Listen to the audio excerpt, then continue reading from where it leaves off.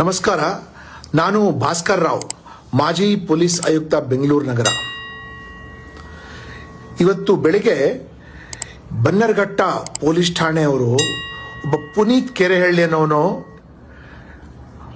ಅಕ್ರಮ ಬಾಂಗ್ಲಾದೇಶಿ ವಲಸಿಗರು ಬೆಂಗಳೂರು ನಗರದಲ್ಲಿದ್ದಾರೆ ಅನ್ನೋದ್ ಬಗ್ಗೆ ಒಂದು ಅನೌಪಚಾರಿಕ ತನಿಖೆ ನಡೆದಿದ್ದಕ್ಕಾಗಿ ಆತನ ಮೇಲೆ ಈ ಬಾಂಗ್ಲಾದೇಶಿಗಳು ವಾಸವಾಗಿದ್ದ ಮನೆ ಮಾಲೀಕನ ದೂರಿನ ಮೇರೆಗೆ ಇವನ ಮೇಲೆ BNSL ಮೇಲೆ ಅನೇಕ ಸೆಕ್ಷನ್ನಲ್ಲಿ ಅವನ ಮೇಲೆ ಕೇಸ್ ದಾಖಲು ಮಾಡಿ ಅವರು ಬಾಂಗ್ಲಾದೇಶಿಗಳಿಗೆ ಮನೆ ಒಳಗೆ ನುಗ್ಗಿ ಅವ್ರ ಬಗ್ಗೆ ವಿಚಾರಣೆ ಮಾಡಿದಾನೆ ಅಂತ ಡಿಸ್ಟರ್ಬ್ ಮಾಡಿದ್ದಾನೆ, ಅಕ್ರಮವಾಗಿ ಅವ್ರ ಮನೆ ಒಳಗೆ ಪ್ರವೇಶ ಮಾಡಿದ್ದಾನೆ, ಮತ್ತೆ ಅಕ್ರಮವಾಗಿ ತಡೆದಿದ್ದಾನೆ ಇತ್ಯಾದಿಗಳ ಮೇಲೆ ಒಂದು ಕೇಸನ್ನು ದಾಖಲು ಮಾಡಿದ್ದಾರೆ. ನಿನ್ನೆ ತಾನೇ ಕೆಲವು ಬುದ್ಧಿಜೀವಿಗಳು ಕರ್ನಾಟಕದ DGP ರವರಿಗೆ ಭೇಟಿ ಮಾಡಿ ಬಾಂಗ್ಲಾದೇಶಿಗಳಿಗೆ ಪದೇ ಪದೇ ತುಂಬಾ ತೊಂದರೆ ಕೊಡ್ತಾ ಇದ್ದಾರೆ, ಇವ್ರಿಗೆ ಸಹಾಯ ಮಾಡಬೇಕು, ಇವ್ರ ತಂಟೆಗೆ ಯಾರೋ ಬರಬಾರ್ದು ಅನ್ನೋ ದೃಷ್ಟಿಯಿಂದ ಒಂದು ದೂರು ಕೂಡ ಕೊಟ್ಟಿರ್ತಾರೆ.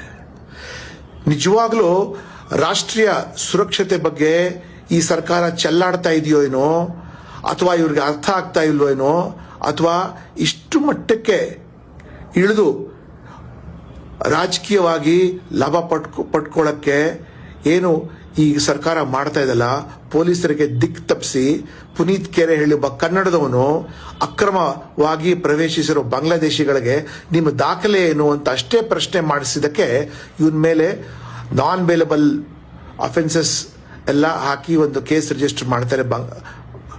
ಪುನೀತ್ ಕೆರೆಹಳ್ಳಿ ಹತ್ರ ಯಾವ ವೆಪನ್ ಕೂಡ ಇರಲಿಲ್ಲ, ಪುನೀತ್ ಕೆರೆಹಳ್ಳಿ ಯಾವ ಫೋರ್ಸ್ ಕೂಡ ಯೂಸ್ ಮಾಡಿಲ್ಲ. ನಿಜವಾಗ್ಲೂ ಈ ಸರ್ಕಾರ, ಮಾನ್ಯ ಗೃಹ ಸಚಿವರು ಯಾವ ದಿಕ್ಕಿನಲ್ಲಿ ನಮ್ಮ ರಾಜ್ಯಕ್ಕೆ ನೀವು ಕರ್ಕೊಂಡು ಹೋಗ್ತಾ ಇದ್ದೀರಾ? ಈಗಾಗಲೇ ಅಸ್ಸಾಂಗಿಂತ ಹೆಚ್ಚಾಗಿ ಕರ್ನಾಟಕದಲ್ಲಿ ಹೆಚ್ಚು ಬಾಂಗ್ಲಾದೇಶಿಗಳಿದ್ದಾರೆ. ಅವರು ಬರ್ತಾ ಬರ್ತಾ ಬೆಂಗಳೂರ ಪೂರ್ವ ಭಾಗದಿಂದ ಪಶ್ಚಿಮ ಭಾಗಕ್ಕೂ ಅವರು ಬರಕ್ಕೆ ಪ್ರಾರಂಭ ಮಾಡ್ತಾರೆ. ಮತ್ತೆ ಇಷ್ಟೊಂದು ಜನರ ಸಂಖ್ಯೆ ಹೆಚ್ಚಾಗ್ತಾ ಇರೋದ್ರಿಂದ ಪೂರ್ಣವಾಗಿ ಒಂದು ಡೆಮೋಗ್ರಫಿ ಚೇಂಜ್ ಆಗ್ತಾ ಇದೆ. ಇದೇನು ನಿಮ್ಗೆ ಕಣ್ಣು ಕಾಣಿಸ್ತಾ ಇಲ್ವಾ, ಅಥವಾ ನೀವೇನು ಬೇಕಂತ ನ್ಯಾಷನಲ್ ಸೆಕ್ಯೂರಿಟಿ ಜೊತೆ ನೀವು ಆಟಾಡ್ತಾ ಇದ್ದೀರಿ? ನೀವು ಬಾಂಗ್ಲಾದೇಶಿಗಳು ಮಾಡಿರೋದು offences not only constitute under UAPA, unlawful activities prevention act, citizenship act, passport act ಇತ್ಯಾದಿಗಳಿಂದ ಅವರು ಲೀಗಲ್ ಆಗಿ ಬಂದಿಲ್ಲ, ಇಲ್ಲೀಗಲ್ ಆಗಿ ಪ್ರವೇಶ ಮಾಡಿದ್ದಾರೆ. ಮತ್ತೆ ಅವ್ರಿಗೆ ಯಾರ್ಯಾರು ಏನು ರಾಷ್ಟ್ರದ ದಾಖಲೆಗಳು ಕೊಟ್ಟಿದ್ದಾರಲ್ಲ ಅವ್ರ ಬಗ್ಗೆನೂ ವಿಚಾರಣೆ ನಡಿಬೇಕು. ನಿಜವಾಗ್ಲೂ ತಲೆ ತಗ್ಸುವಂತ ಕೆಲಸ ಮಾನ್ಯ ಮುಖ್ಯಮಂತ್ರಿಗಳೇ ಹಾಗೂ ಗೃಹ ಸಚಿವರೇ ತುಂಬಾ ಡೇಂಜರಸ್ ಕೆಲಸ ಮಾಡ್ತಾ ಇದ್ದೀರಾ.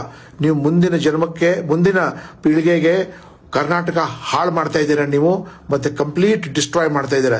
ದಯವಿಟ್ಟು ಎಚ್ಚರಿಸ್ಕೊಳ್ಳಿ, ಇಲ್ಲದ್ರೆ ಕರ್ನಾಟಕ ನಿಮ್ಗೆ ಯಾವತ್ತೂ ಕೂಡ ಕ್ಷಮಿಸೋದಿಲ್ಲ. ನಮಸ್ಕಾರ.